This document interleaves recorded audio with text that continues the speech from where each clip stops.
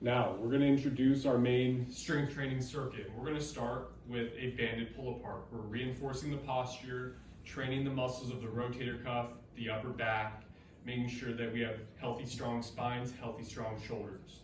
We're going to start here by doing our first variation of an external rotation, or you can call this a short arm pull apart. We're going to focus on having a long neck. Face and neck are relaxed, elbows are bent at 90 degrees, and your palms are going to be facing up. From this position, you're going to take a big deep breath in, and on the exhale, separate the hands, focusing on those muscles at the back of the shoulder. You'll inhale as you come back together, exhale as you pull apart. From this variation and the second variation that we'll do, you're focusing about 10 to 20 repetitions, making sure you're not feeling this in the neck, the front of the shoulder. If you start to notice something like that, take a break, try to cue yourself out of that. And the cueing out of that is, again, relaxing the jaw, keeping the neck long, and pulling the shoulders back and down. And if you don't mind, if you could face the wall, please, just to give a side profile of this example. Again, we see the elbows next to the sides.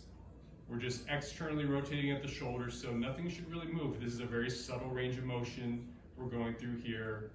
Inhale as the hands come back together, exhale as you pull apart. Very good. Now, we'll come back facing the camera. For the second pull apart, we're going to go from a lengthened position or a long arm position. So your hands are going to start a little bit wider on the bands. And again, the bands are providing feedback. If it's pulling us out of position because there's too much tension, reduce the tension on the band. That could be as simple as just moving the hands a little bit wider. But from here, the movement's very similar. The arms are going to stay straight the entire time. You'll start with a big breath in, exhale, pull the bands apart, shoulders back and down, inhale as the hands come back together, exhale as you pull apart. The elbow position should not change as you're doing this. So if you start pulling apart, you start bending those elbows, flexing the elbows, alleviate some of that tension, trying to stay as long as possible. And the action is protracting as you reach forward, letting the shoulders come forward like you're doing a push-up or punching, and then you're retracting as you're pulling back. And if you don't mind, please turn to the side so we can see a side example. Again here, the elbows are no longer next to the side, keeping the arms long. You'll inhale as you reach forward, exhale as you pull back. Very nice. Let's do two more. And again, 10 to 20 repetitions of each of these variations, be plenty of work. Very nice. And then you can just set the band off to the side. Moving to our second movement pattern of the strength training circuit, we're going to do our squats. We have 3 variations of the squat pattern, starting from the easier, we'll then introduce something a little more challenging, and then finally doing a full body weight squat. We're going to start with our side profile of the sit to stand. We're using momentum.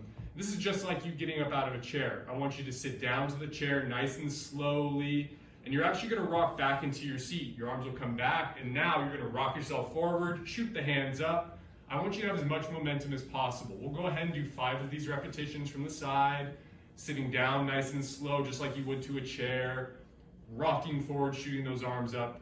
Very nice. Down slow, under control, and up with speed. Very good. And after the 5th squat here, we're going to actually turn and do a front-facing example of this same movement. Good. And we can see the setup here. Feet about shoulder width. And every person's going to vary a little bit. Some people will be more comfortable in a narrow stance. Some people will be more comfortable in a wider stance. Nonetheless, the movement is the same. Sitting down to the seat, rocking back, pushing yourself forward up with speed. Let's just go for 3 on this one. We don't want to tire Nancy out too much. Good. Back and push the ground away. Very good. Now back to our side profile. We're going to teach the next progression of the squat. We're going to do a squat to chair, very aptly named. We're eliminating the momentum now. This is what makes it more challenging. You're going to sit back to the same chair, but you're just going to lightly touch the seat and then stand right back up. The chair is going to reinforce your range of motion. It's going to make sure you're consistently touching the same spot. And also, if you fatigue or lose balance, you have a base of support to sit back to. There we go, and this is 3 here. Let's just stop this here. We'll go from a front-facing example.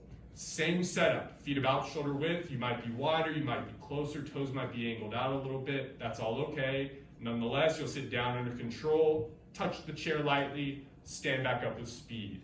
Down slow, under control, and up with speed. Very good. We'll do one more. All right, very good. Now, the final progression is a full body weight squat.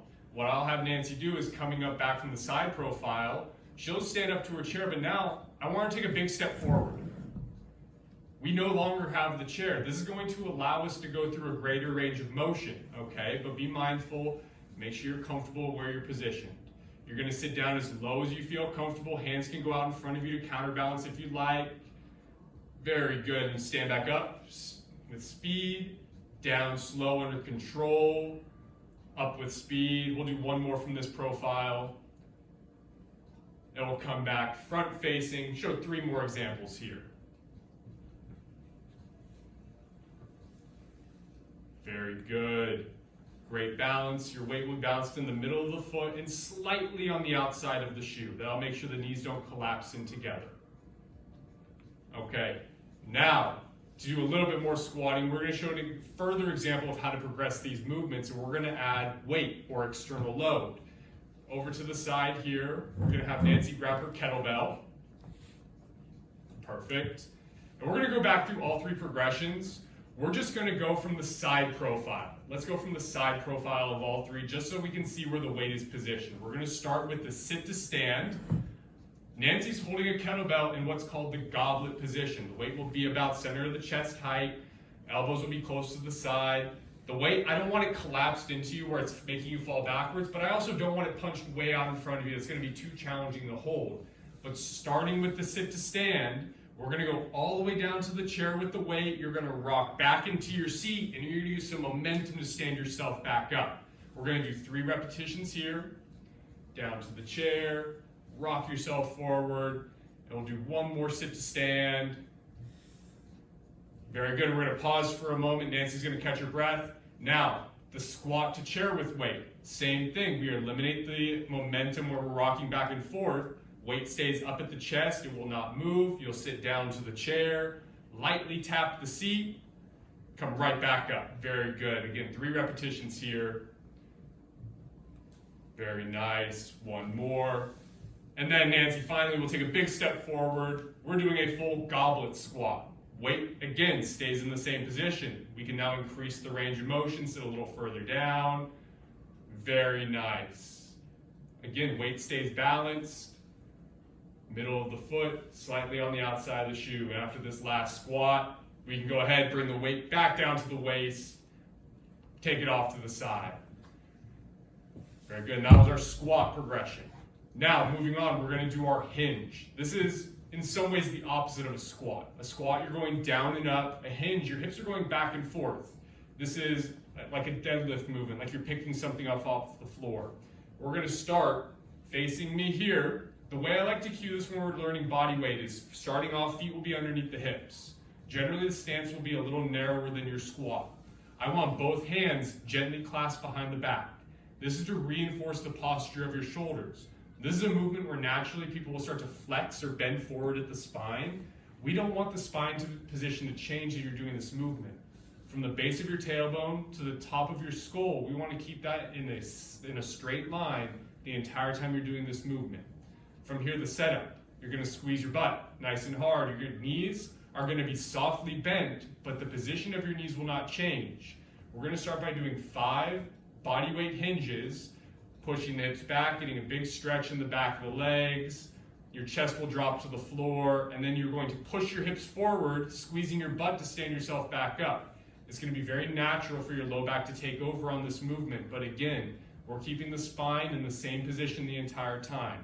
Your hips flexing back are what allows your chest to come down. Then the extension of your hips are what bring you back up. Very good. We'll do one more from this profile.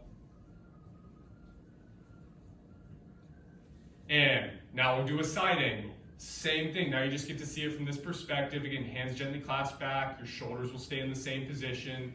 Go ahead and begin when you're ready. 5 from this angle. And as we notice here, the knees are softly bent, but the position of the knees are not changing. Emphasizing a big stretch in the back of the legs and the hips. Very good. Again, your chin position stays the same. Your eyes will follow your chest.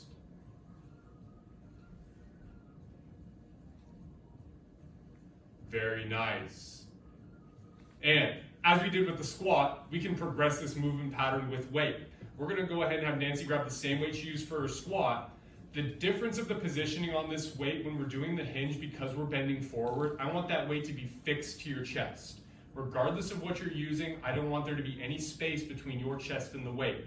Now, let's start from the front profile, We're gonna go ahead, keep the shoulders pulled back. We'll start by squeezing the glutes. Knees will be softly bent.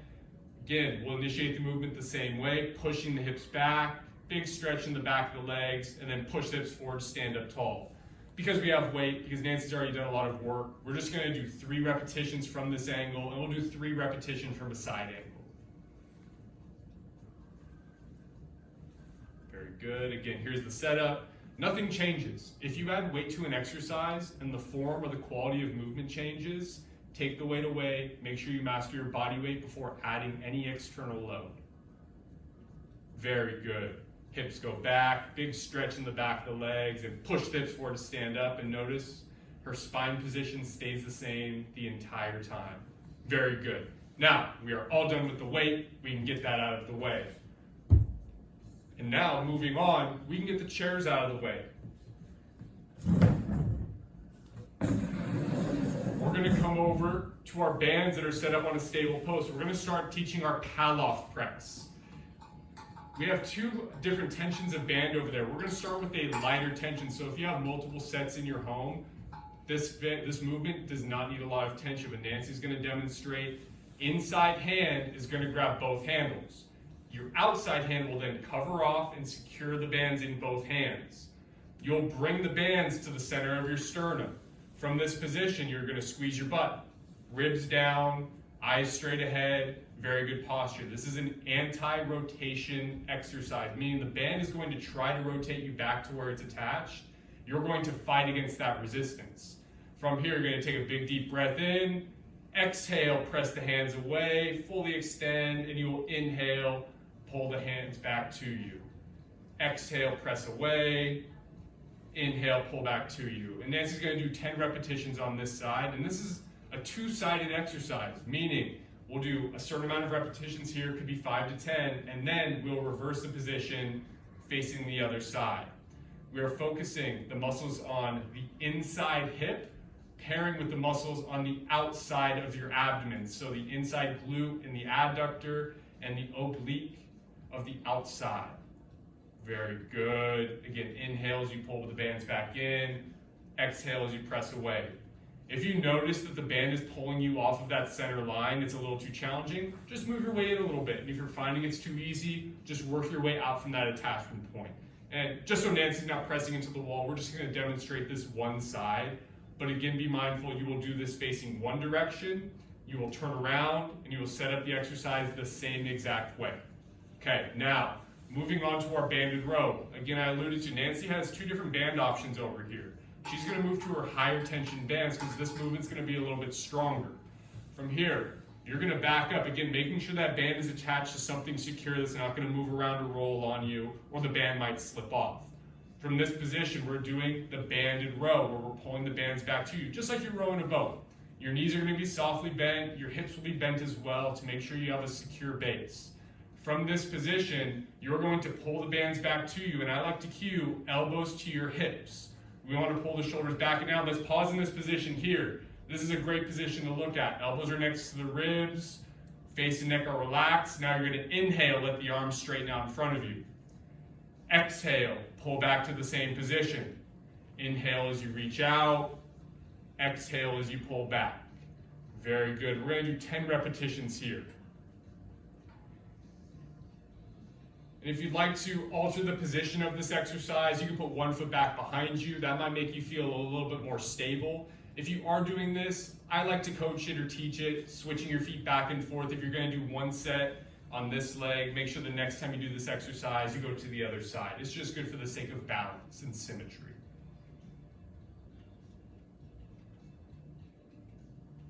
Very good. Go ahead and rest. We can set the bands back. So this was an example of a strength circuit you could do at home. We're focusing on all the main movement patterns, the general recommendations, starting with 1 round. See how your body feels with these movements. The repetitions per exercise, generally 10 to 20. If you're finding yourself getting to 20 repetitions and it's fairly easy, we can add a little bit of weight, make the movement more complex by progressing how we are doing that movement. And if you're struggling to get 10, make it a little easier. If you're in that sweet spot, that 10 to 20 reps, you're in a good place. Very good.